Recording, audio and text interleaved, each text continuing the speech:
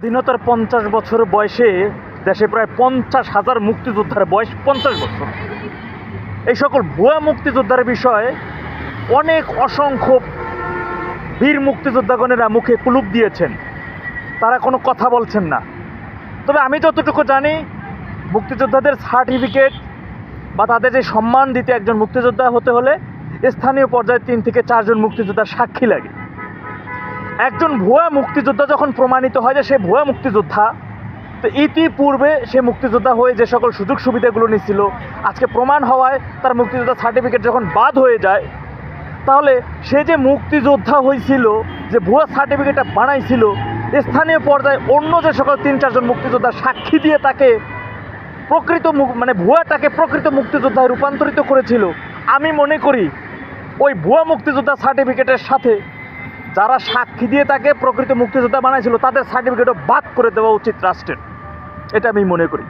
আজকে অত্যন্ত পরিতাপের বিষয়, আমি আগেও বলেছি, কোটা বাদ চাই না, কোটা সংস্কার চাই, এই দাবির সাথে আমি একমত। কিন্তু একজন বীর মুক্তিযোদ্ধাকে সম্মান দেন, তাকে বর্তমানে যে ভাতা দিচ্ছেন এর সাথে আরও 5 গুণ বাড়াই দেন, আমি কোনো প্রতিবাদ করবো, এই বিষয়ে কোনো থাকবে না, বরঞ্চ তাদেরকে আরও সেই সম্মানটা দেবেন। আমার বংশে, আমার ঘরে মুক্তিযোদ্ধা আসছে, তো আমরা মুক্তিযোদ্ধা প্রজন্মের বাইরে না, তারপর এটা বলতেছি। কিন্তু নাতি নাতকুন পর্যন্ত মুক্তিযোদ্ধা কোটা 30% কোটা দিয়া এই যে মেধা শূন্যদেরকে সরকারি বিভিন্ন গুরুত্বপূর্ণ পদে দায়িত্ব দিয়ে দেবেন, আর যারা মেধাবী হয়েও তারা কোটা জাতাকলে পড়ে দিনের পর দিন এই যে বৈষম্যের শিকার হবে, এই বৈষম্যের জন্য কিন্তু দেশ স্বাধীন করেন নাই, এই বৈষম্যের জন্য কিন্তু দেশ স্বাধীন হয় নাই।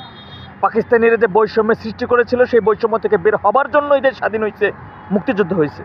সুতরাং মুক্তিযুদ্ধের বাইরে থেকে বা যে কারণে দেশটা স্বাধীন হয়েছে, যে কারণে মুক্তিযোদ্ধা ঝাঁপিয়ে পড়েছিল আমাদের পূর্বপুরুষেরা, সেই নীতি নৈতিকতা থেকে বের হওয়া যাবে না।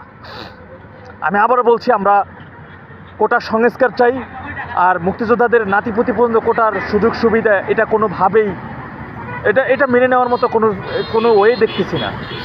সুতরাং যে কোনো মূল্যেই হোক না কেন কোটা সংস্কার করতে হবে, আর এই দাবির জন্যে আগামীতে কঠিনভাবে রাজপথে আছি, থাকবো ইনশাআল্লাহ।